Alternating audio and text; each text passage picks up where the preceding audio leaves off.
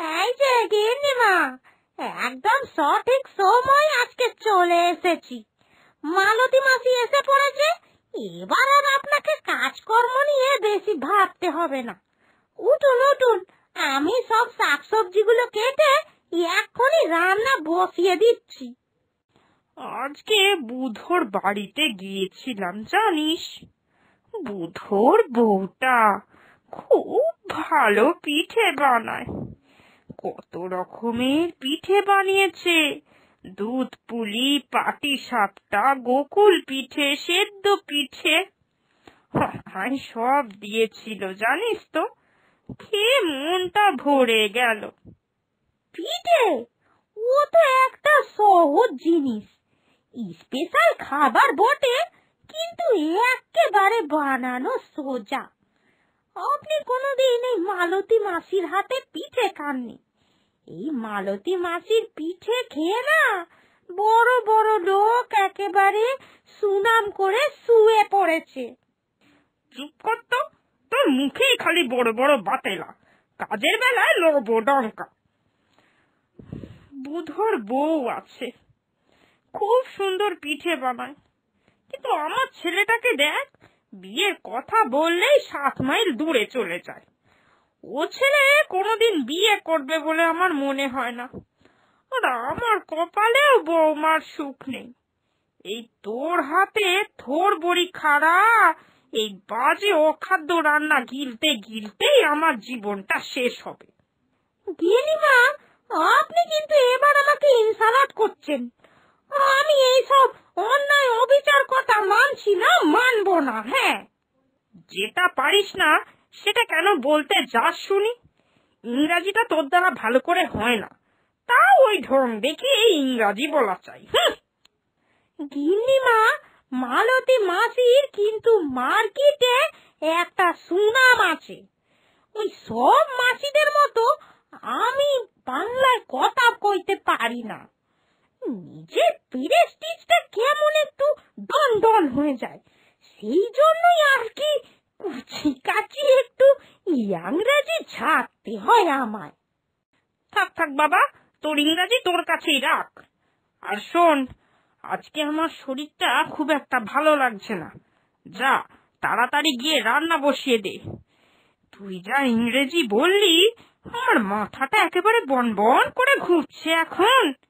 তুই তাড়াতাড়ি রান্নাটা বসিয়ে খাবার আয়োজন কর, খেয়ে নিয়ে শুয়ে পড়বো। গিন্নিমা এই সারা দিন তুই তুই করে এ বাড়ি আর ও বাড়ি ঘুরে বেড়াবে, লোকের বাড়ি ভালো মন্দ খাবে আর বলবে ওর বৌমা আছে, ভালো ভালো রান্না করে খাওয়ায়। নিজের বৌমার অভাবটা আমার কাছে এসে বলে বলে গলা শুকোবে। আর এটা তো আমার বড্ড অপমানে লাগে, তাই না? আমিও তো গিন্নিমার কত দেখভাল করি, ভালো করে রান্না বান্না করে খাবার খাওয়াই, অথচ দেখো আমার নাম করে না। আজকে এমন রান্না করব যে গিন্নিমা আঙুল চাটতে চাটতে একেবারে ফিলাট হয়ে যাবে। তখন গিন্নিমা ওই লোকের বাড়ি বাড়ি ঘুরে শুধু মালতী মাসি মালতী মাসি মালতী মাসি মালতী মাসি সারাদিন আমার নাম জপবে।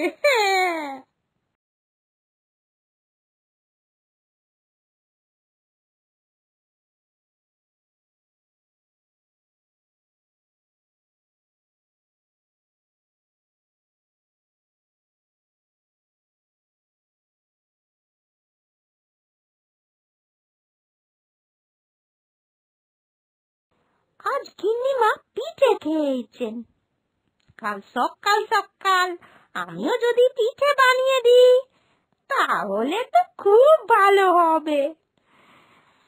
ভোর ভোর উঠে নারকোলগুলোকে আগে কুড়ে নিতে হবে। পিঠে বানানো কি চারটিখানি কথা, নারকেলের ছাই করে পুর বানাতে হবে। না না, কাল একটু ভোর ভোর উঠে পড়বো।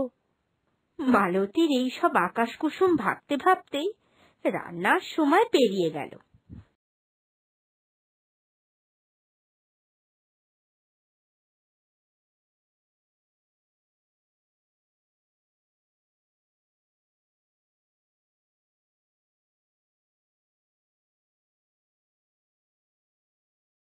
খাবার সময় তো হয়ে গেছে, কিন্তু মালতী এখনো ডাকলো না কেন?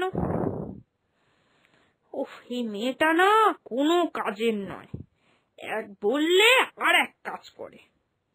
যাই, গিয়ে দেখি রান্না কত দূর হলো, বড্ড খিদে পেয়েছে আজকে। কিরে মালতী, রান্না বান্না কদ্দূর? এ কি, রান্নাঘর তো ফাঁকা, উনুনটাও জ্বালানো নেই, মনে হচ্ছে রান্না শেষ হয়ে গেছে। দেখেছো মেয়ের কাণ্ড, একবার তো আমায় ডাকবে। এই জন্য বলি, বড্ড ভুলো মন, আমি ডাকতেই ভুলে গেছে। যাই, আমি ওকে ডেকে নিয়ে এসে দুজনে মিলে খেয়ে নি। কি রে মালতী, তুই এখানে বসে বসে মালা গাঁথছিস? তোর রান্না বান্না সব হয়ে গেছে, তা খেতে ডাকবি না? আমার তো আজকে বড্ড খিদে পেয়েছে।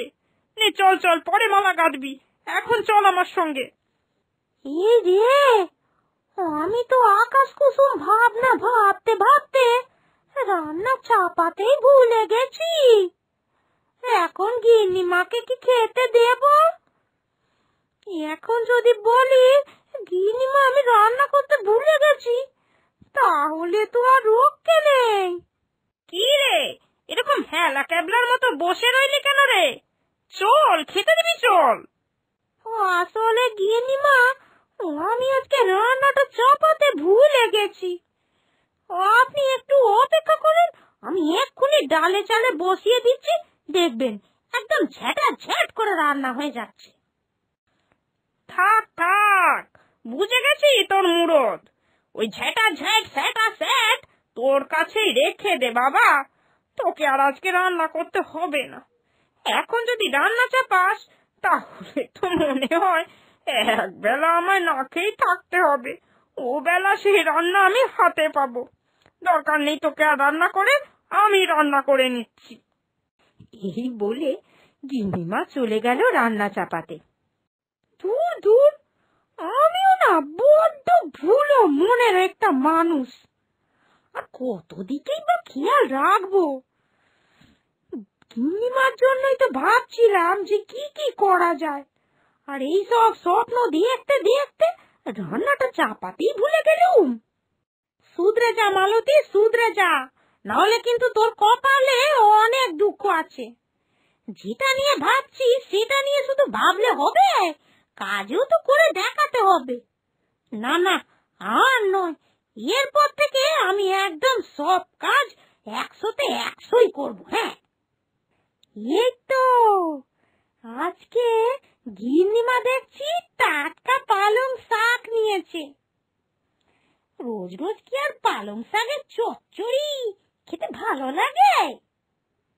আজকে গিন্নিমাকে আমি একটু ওই টিভি স্টাইলে পালং পনির খাওয়াবো। হ্যাঁ, তখন গিন্নিমা খেয়ে শুধু আঙুল চাটেই থাকবে, চাটেই থাকবে। এটাই করি, আজকে রেসিপিতে পালং পনির বানাই। এরপর আর কি, মালতীর সঙ্গে সঙ্গে পালং পনির তৈরির সমস্ত উপকরণ নিয়ে বসে পড়ল। পালং শাককে বেটে কড়াইতেও দিয়ে দিল। কিন্তু কড়াইতে যখন রান্না ফুটছিল, ঠিক তখনই টিভিতে ঠিক যেরকম দেখিয়েছিল, আমি তো সেরকমই রান্না করেছি। ভালোই হবে নিশ্চয়ই, চেকে কি একবার দেখবো? না না, কি দরকার, সবার আগে আমি গিন্নিমাকে খাওয়াবো। গিন্নিমার নাম করে জিনিসটা করেছি, আর তার আগে কিনা আমি চেকে দেখে নেব? ছি মালতী, তোর আর বিবেক বুদ্ধি কোনোদিনও হবে না। আচ্ছা, এই রান্নাটা যদি গিন্নিমার ভালো লাগে, তাহলে গিন্নিমা কি কি করবে? সঙ্গে সঙ্গে আমায় জড়িয়ে ধরবে আর বলবে, উফ মালতী, তোর জবাব নেই। গিন্নিমাকে যে যে রান্নার কথা শোনায়, তাদের ঘরেও গিন্নিমা গিয়ে বলবে, তোমাদের বাড়িতে বৌমা আছে তো কি হয়েছে, আমার বাড়িতে রয়েছে একেবারে সর্বগুণে সম্পূর্ণ মালতী। উফ, দৃশ্যটা ভেবে আমার মনটা একেবারে আকুলি বিকুলি করে উঠছে এখনই। কিরকম একটা পোড়া পোড়া গন্ধ বেরোচ্ছে। নিশ্চয়ই মালতীটা কিছু একটা চাপিয়ে কোথাও একটা চলে গেছে। এই ঢিঙ্গি মেয়েটার ঘটেছে কবে একটু বুদ্ধি হবে জানা নেই আমার। যাই এখন গিয়ে দেখি কি অকাজটাই না করলো। এখানে মালতী, তুই এখানে বসে থেকেও রান্নাটা পুড়ছে কি করে? হ্যাঁ রে, ভগবান কি তোকে নাক দেয়নি নাকি নাকে তোর গন্ধটা পৌঁছচ্ছে না? আমি বাইরে বসে থেকে গন্ধ পেয়ে গেলাম, অথচ তুই পাশে বসে থেকেও খেয়াল করলি না যে রান্নাটা পুড়ে যাচ্ছে। এই যা রে, আবার ভুল করে ফেলেছি। সত্যি এই আমার আকাশ কুসুম ভাবনাকে আমি আজকে ঝাঁটা মেরে বিদায় করব। ভুল হয়ে গেছে গিন্নিমা, ভুল হয়ে গেছে। মালতীর আজকে অনেক বড় একটা মিস্টেক হয়ে গেছে। ক্ষমা করে দিন গিন্নিমা, ক্ষমা করে দিন। এরকম ভুল আর কোনোদিন করবো নিকো। তোর ভুলের কেতায় আগুন। আজকে আমি টাটকা পালং শাক এনেছিলাম চচ্চড়ি খাবো বলে, আর তুই এটা কি করলি? রান্নাটাকে পুরো নষ্ট করে দিলি। আসলে আসলে আমি পালং শাকের একটা নতুন রেসিপি আজকে ট্রাই করছিলাম।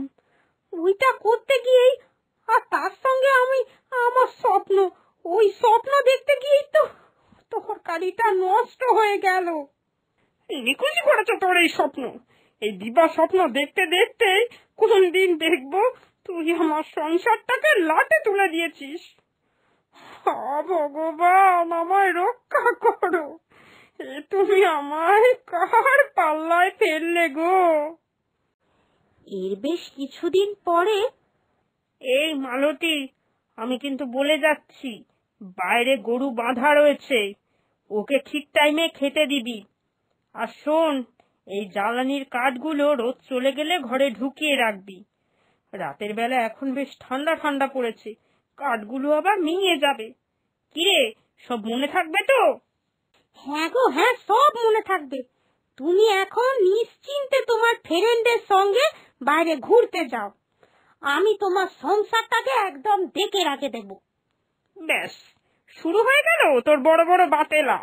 এই তোর বাতেলা শুরু হয়ে গেলেই না আমি বড্ড বেশি ভয় পেয়ে যাই। কখন কি অঘটনটা যে তুই ঘটিয়ে রাখবি সেটা তো আর আমি বুঝতেও পারবো না। উফ, তোর ভরসায় বাড়ি রেখে যাচ্ছি মানে কি যে চিন্তা আমার। আচ্ছা, আমি যাচ্ছি, তাড়াতাড়ি চলে আসবো। তুই একটু দেখে রাখিস সবকিছু। মালতী মাসি হিয়ার, নো ফিয়ার। তুমি যাও তো। উফ, আবার বিশ্ববিখ্যাত ইংরাজি বলা শুরু করে দিয়েছে। এখানে আর বেশিক্ষণ থাকলে আমি অজ্ঞান হয়ে যাব। যাই যাই বাবা, দুগ্গা দুগ্গা করে বেরিয়ে পড়ি। এ কি, সন্ধ্যা হয়ে গেল, গরু বাইরেই রয়েছে, কাঠগুলো বাইরে। মালতী কোথায়? ঘুমিয়ে পড়েছে নাকি? মালতী, এই মালতী! হ্যাঁ হ্যাঁ গিন্নিমা, হ্যাঁ কি হয়েছে? তোকে না বলেছিলাম যে গরুটাকে খেতে দিবি, আর সন্ধে হয়ে গেছে, ওকে এখনো ঘরে তুলিসনি কেন? আর কাঠগুলোকেও তো তুই রান্নাঘরে ঢোকাসনি। কি হয়েছে তোর? ঘুমিয়ে পড়েছিলি? ওই আর কি, কালকে আপনাকে কি কি সেরার প্রাইজ দেওয়া যায় রান্না করে, এই ভাবতে ভাবতে চোখ দুটো লেগে গিয়েছিল। কাজগুলো একটাও করা হয়নি। এমন কাজের লোক রেখে দিয়েছো যে তোমার বাড়িটার দেখভালই করতে পারে না। এইরকম কাজের লোক রেখে কি লাভ? মাইনেটা তো ঠিক গুনে গুনে নিয়ে নেয়, অথচ কাজ করার বেলায় অষ্টরম্ভা। তাড়িয়ে দাও, বুঝলে? একে এক্ষুনি তাড়িয়ে দাও। আমি তোমাকে ভালো কাজের লোক দেখে দেব। শোনো, তুমি আমার বাড়ির অতিথি, এসেছো, দুদণ্ড থাকবে, আপ্যায়ন নেবে আর চলে যাবে। আমার সংসারের ব্যাপারে তোমায় আমি নাক গলাতে বলিনি। আমি জানি ও ভুলো মোনা, কিন্তু ও ও আমাকে যথেষ্ট দেখভাল করে। আর আমার কিসে ভালো হবে, কোনটা ভালো লাগবে, এই চিন্তাতেই ও সারা দিন ডুবে থাকে। ওর মতো বিশ্বস্ত মানুষ আমি খুব কমই পাবো। তাই আমার বাড়ির বিষয়ে তুমি নাক গলিও না। এখনকার যুগে যে কারোর উপকার করতে গেলে অপমানটাই পেতে হয়। থাক গো, আমি আর তোমার বাড়িতে থাকতে চাই না, চললাম আমি। আচ্ছা গিন্নিমা, আমি বুঝতে পারলাম না যে তুমি আমার সুনাম করলে নাকি উল্টো দিক দিয়ে অপমানই করলে। কেন ওনাকে বললে যে আমি ভুলবো না? তুই যেটা সেটাই বলেছি। এখন চল, আর এখানে দাঁড়িয়ে দাঁড়িয়ে বকবক করে লাভ নেই। তোকে দিয়ে তো একটা কাজও হলো না। এখন আমি আর তুই মিলে যদি কাজগুলো উদ্ধার করতে পারি। চল চল।